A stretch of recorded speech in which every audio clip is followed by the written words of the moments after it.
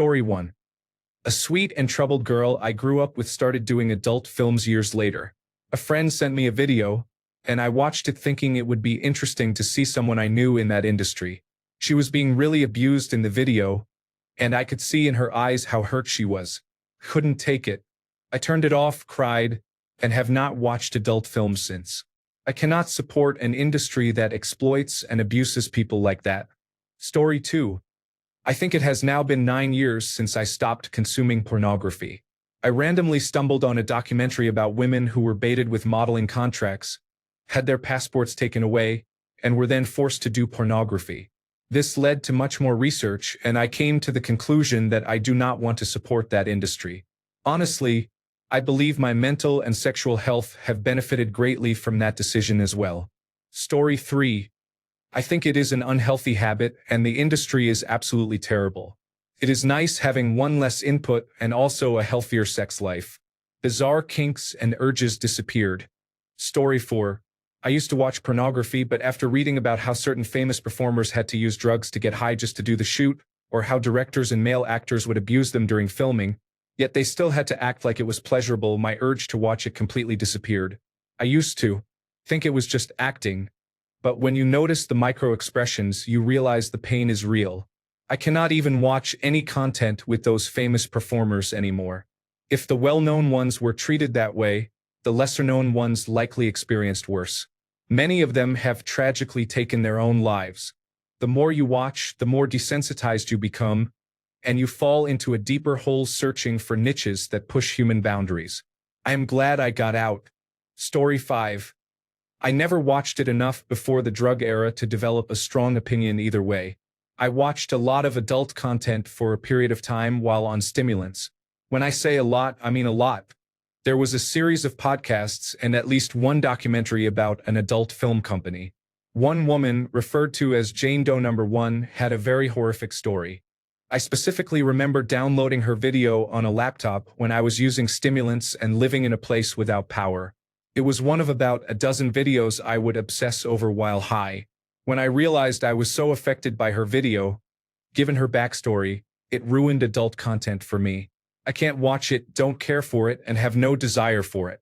I believe the men and women involved in that industry are rarely just naturally enthusiastic individuals doing what they love. It is a troubled industry that involves trauma and often human trafficking. That's my perspective. Sorry if the answer is graphic.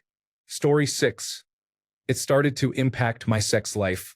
I constantly needed stronger stimuli to get aroused, and ultimately I had trouble getting and staying hard with real-life women who were in my bed, willing to have sex with me. One day, I realized how much I missed the old days when just sleeping in a tent with a girl was the erotic highlight of the week, even when nothing happened. The time when I had to be careful not to come too soon. I wanted some of that old magic back, even though I knew well I was not 15 anymore. Also, pornography always felt a bit off, as I genuinely get aroused by my sex partners being very much into it. Over time, it started to skew my expectations of a woman's body. In short, it was like a drive-through for sexual desires that made me crave more and more processed material.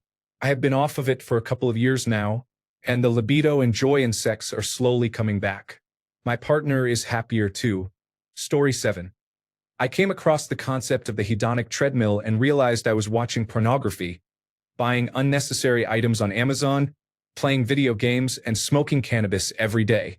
I was also quick to anger, experienced cannabis hangovers each morning, and relied on these sources of dopamine to get through the day. I started reducing or eliminating them. Pornography and cannabis were the first to go. I still play video games, but much less, and I canceled my Amazon Prime account and now buy 1/10 of what I used to. Story 8. I had a girlfriend who was giving me oral stimulation, and I couldn't climax after a long time. Seeing the sadness sparked the flames of growth. I felt like I was robbing her and putting a strain on her self-esteem. Now I haven't watched pornography for multiple years. It feels nice having control over your body and putting the extra energy towards something productive.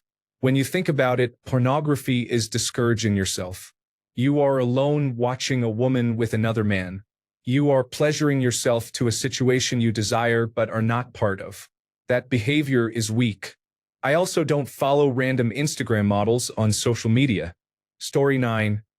I am friends with someone who was in the industry, and she told me some negative stories that she and some of her colleagues experienced. I have also watched and read interviews with former adult film stars who have said similar things. Considering how unethical the mainstream film industry is or was, it all reinforced my view. Story 10. I always stop watching pornography when I am in a relationship. My reason is that it is more respectful to my partner. Another reason is that it is not as satisfying as spending time with my partner. When I am single, I watch it as little as possible. Story 11. I felt like it became habitual and I did not really enjoy it. It affected my relationship at the time as well. My life has improved after stopping. I feel like my attraction to my wife is much stronger. Additionally, many platforms donate heavily to certain countries whose militaries I do not support. Knowing that many platforms are just elaborate money laundering operations puts a damper on things. Story 12. I'll be honest, I used to watch plenty of adult content. Then I met my wife, and I have never been so wildly attracted to anyone in my entire life. I have never felt any attraction to another woman since then, and the only adult content I watch is the content she and I create together. Stopping adult content consumption has not significantly impacted my life. I guess I didn't overdo it before, and now I am focusing on one woman instead of many. Story 13. I got tired of patching bigger issues in my life with something that would never fulfill me. I want to be ready for my future wife.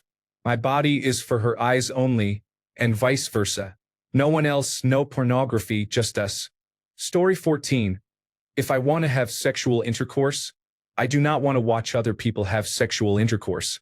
Just like if I am hungry, I do not want to watch other people eat.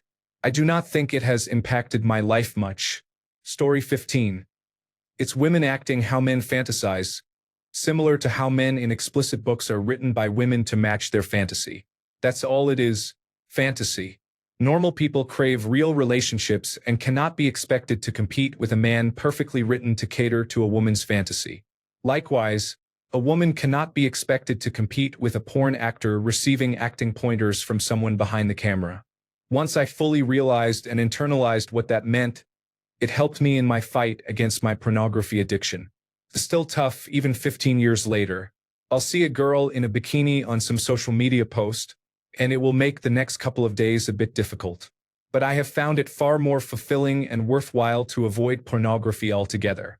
It is fake, unrealistic, and abusive to imitate in a relationship, and it is scientifically and statistically addictive. For those reasons, I avoid it. Story 16. I was around 8 to 10 years old. I had heard of pornography but did not know where or what it was. I was with my father at a questionable furniture store in a rough part of town. I was wandering around and stumbled into a back room. The walls were covered with explicit calendars and pin-up images. I thought it was all quite strange and did not understand why anyone would want to look at naked people. My father came looking for me. He became very upset. My father never became upset about anything. We left the store immediately. His reaction made me believe that pornography was bad. I have never viewed it since and do not plan to. Story 17. Pornography was not adding any real value to my life, and it encouraged me to go out and have actual relationships. I started to find women more attractive and seriously date again. It was a crutch I was happy to be rid of. Story 18. I had a daughter. Because I would never support her choosing that as a career path, it feels wrong to support the industry in any way or to look at someone else's daughter in that manner. Story 19. Just zero interest. I had a college roommate who watched it all the time, and I found it creepy and unrealistic.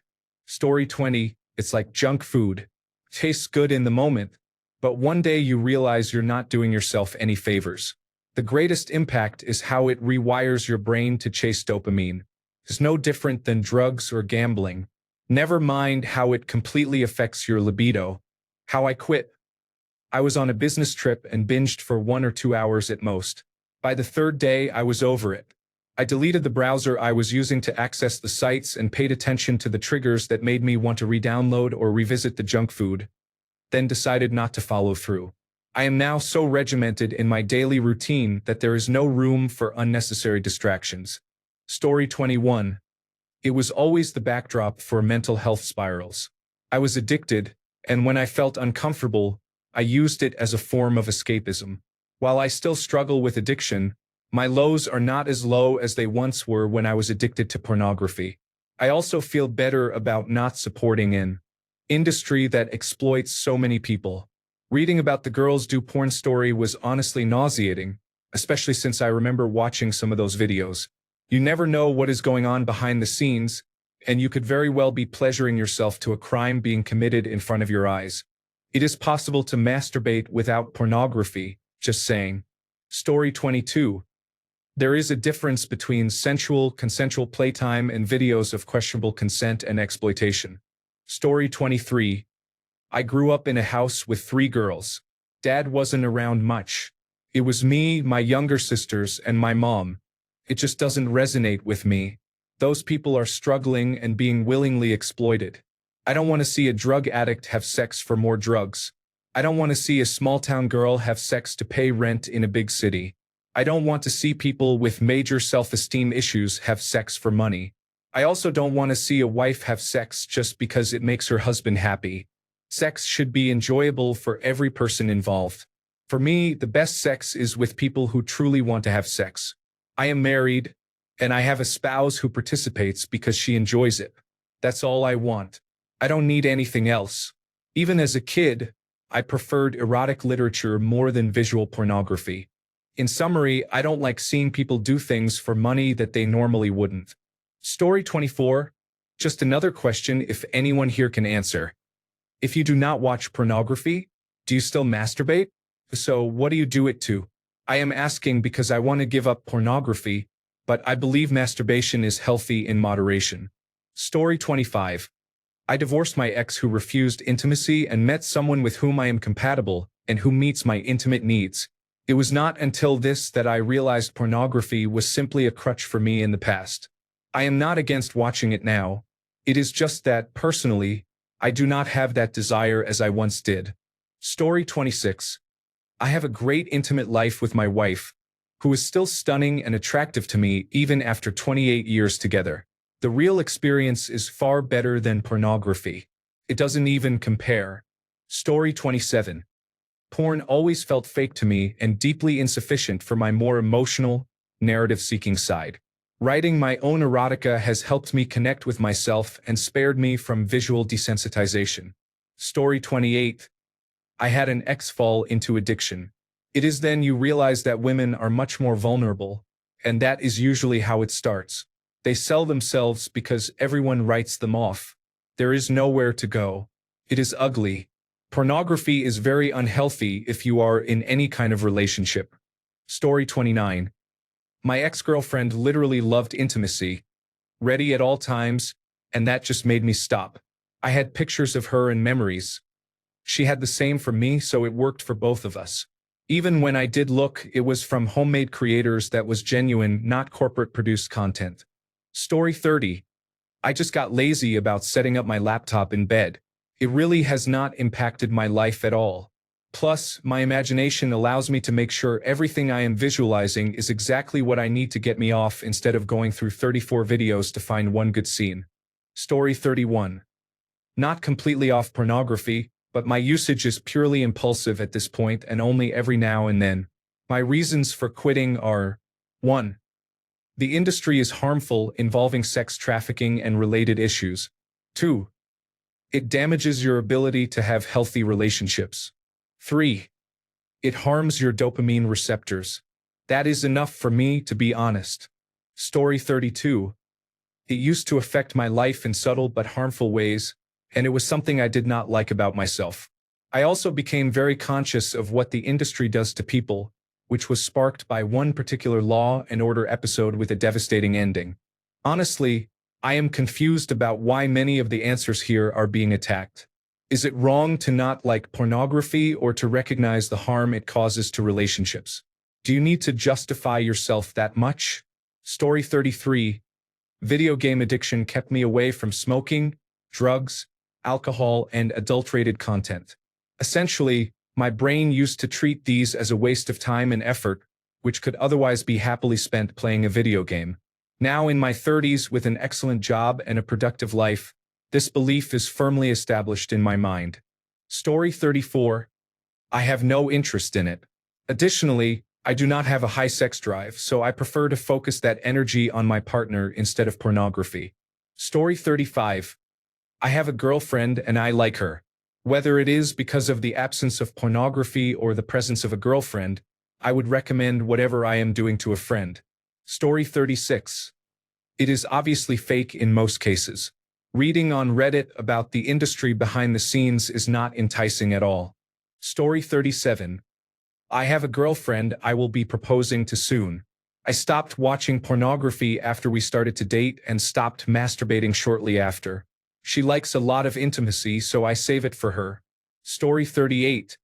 I just got bored with it. It also seems to have become more aggressive towards women, and there is also inappropriate content involving family members. Story 39. Supporters of Arsenal Football Club are some of the most insufferable people on the planet. I do not want to be like those people. Story 40. Just uninterested. I do not really know why. There is nothing interesting about it to me at all. Story 41. When I was young, before I had the opportunity to try it, my mom told me it wasn't like real sex and was exploitative to women. I was scared of sexuality and growing up anyway, so I never defied her. When I grew up a bit and developed a healthier outlook on sexuality, I realized I had developed a great habit and continued it. Sometimes, throughout the years when I was very aroused and almost gave in, I remembered it was built on exploitation and stopped myself. I hate feeling guilty. Story 42. Once you realize there is no way to guarantee that what you are watching is consensual, it is hard to justify watching it. Story 43. Follow-up question for those who do not watch pornography. Do you masturbate? And if so, do you do so using mental imagery or memories? Story 44. It had become a habit, just an excuse for a quick dopamine hit. Not even sure if it was dopamine, but an excuse for whatever chemical. For no real reason, I thought, let's give it up. Then I wondered, why am I masturbating?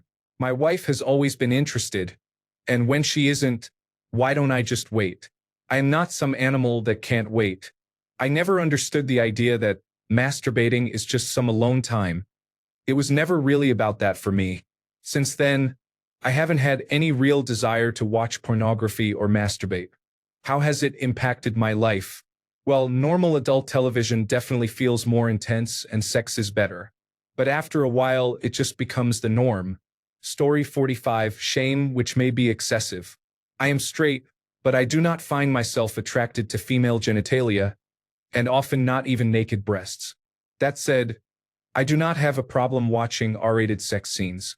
I like the tease, and sometimes I take mental notes on intimacy. Story 46. Quite honestly, I got bored of it. In fact, the last few times I remember watching adult content, I got distracted by random videos in the feed where a woman would try to fit something unbelievable. And I would watch that like, no way, there's no way. And you know what? It always fit. So basically, adult content in the end was just a form of entertainment. My wife watched adult content when I wasn't home, and I supported her for it. Do what you have to do. I never understood the cheating part of it. Anyway, my wife also said she got bored and stopped watching as well. Story 47. Why are most of the threads that say pornography is bad followed up by a, well, actually ignorant person? Story 48. It always made me feel uncomfortable afterward. But I was in my late 20s when I read something about pornography and how it impacts the male brain and decided to quit. Story 49. I stopped last week because my new girlfriend was not comfortable with it, and I watched a video that basically made the same points as her. Maybe it is because I am new, but now I am having wet dreams and feeling sexually aroused all the time. Story 50. Had a daughter. All I can see now is someone's daughter on the screen. Also, having children means I have almost no time for that anymore. Story 51. I find this question funny. It has become normalized to watch pornography where it is supposed to be the other way around. Story 52. When I just reached adolescence, I saw many posts on the internet about how pornography destroyed their life. I did not want that life. Story 53. I never thought it possible to give it up. I grew up in the military where pornography is normal, and my wife does not care if I watch or masturbate. She even encouraged it. Still, I decided one day to give both up. I still have sex with my wife as before, although she has bigger orgasms. I felt these two things were causing me to have thoughts and feelings inconsistent with reality. Sometimes even these boards make you think your type, frequency, and age should be specific values, but they depend only on you and your partner. Story 54. My faith stopped me from watching it, and I started getting tired of it. I feel great, honestly, because I was able to beat it finally after all these years. Story 55. It has been about 15 years since I watched something like that. If I recall correctly, I just decided that pornography and masturbating were not appropriate and stopped doing them altogether. I don't even think about it now because I have other things to do. Also, I am married, so I can have sex pretty much any time if I need to. I still think it is not appropriate. Story 56. If I watch or use pornography, it takes a long time to finish with my girlfriend. So it is quite easy. I would consider watching with my partner. Story 57. I vowed early on I would never watch pornography, smoke marijuana or drink alcohol, smoke tobacco, use hard drugs. Yes, I include coffee on this list because I hate it so much. I have survived 44 years with this, so it is clearly working. Story 58. I have a specific foot fetish, and nothing available satisfies me. I also prefer not to support that industry because it is very poorly regulated. Additionally, I am practicing abstinence from masturbation. Story 59. I used to watch it a lot. I had almost 200 full-length videos, each over 40 minutes in high definition. Now, I don't have any time or mood for it. Lastly, the content is poor. The actors have altered their body shapes, and I dislike point-of-view type content, which is now everywhere. Story 60. I do not watch it as much anymore. It is because many of them are not natural and have tattoos and nose rings. I miss natural women.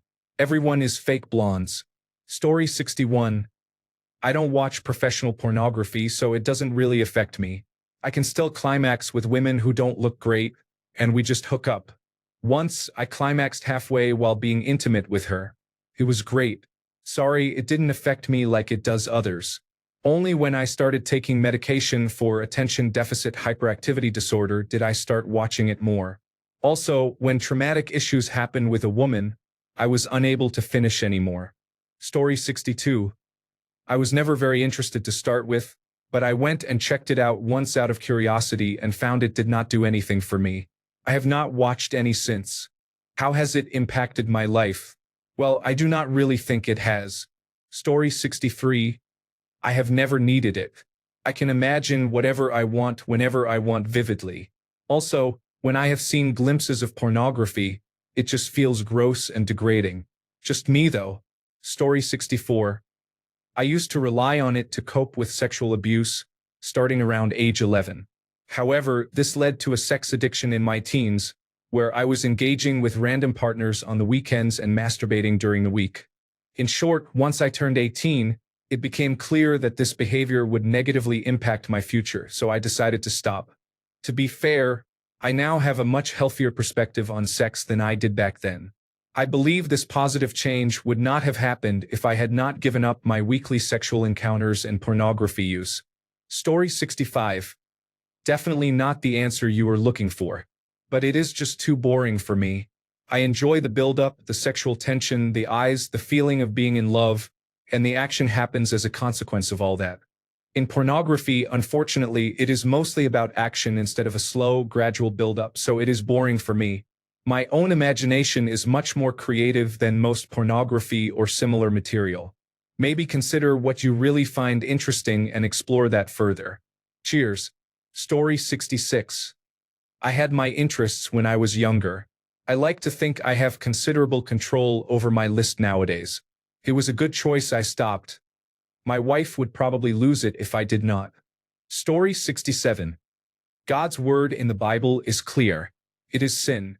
So, I confessed my sin, repented of my sin, turned away from it and stopped doing it. The Lord Jesus Christ said to deny yourself and follow him. Story 68. I rarely visit adult content websites, and when I do, it is usually out of boredom. However, I have a custom feed on Reddit of different not-safe-for-work subreddits that interest me, mostly amateur content. So yes, on Twitter and Reddit, adult content appears. However, I feel differently about it compared to the websites. Maybe it is because most are self-promoting and not subject to the industry, or because it is less fake acting. I am not sure of the reason. Story 69. I would also be interested to hear how some other men overcame the urge to watch pornography. Please share your experiences. I am working on this right now. Story 70. Really? There are men who do not watch pornography at all. Not even soft pornography. How do you get through the singlehood phase? Not sarcasm. Story 71. What an absurd question. Men who have not watched Game of Thrones, what led you to choose not to watch it? How do you feel if it has impacted your life? How could anyone possibly answer that if they did not already have, by definition, an uninformed presumption of how it should have? Story 72. I used to do it, but one night, our Lord Beelzebub the Magnificent came to me in my dreams. He said that if I ever released my seed again, I would be the first one to be unfolded. Now I no longer tempt my filthy desires. Thanks a bunch for sticking around till the end of the video. Remember to subscribe, and until next time, stay awesome and goodbye.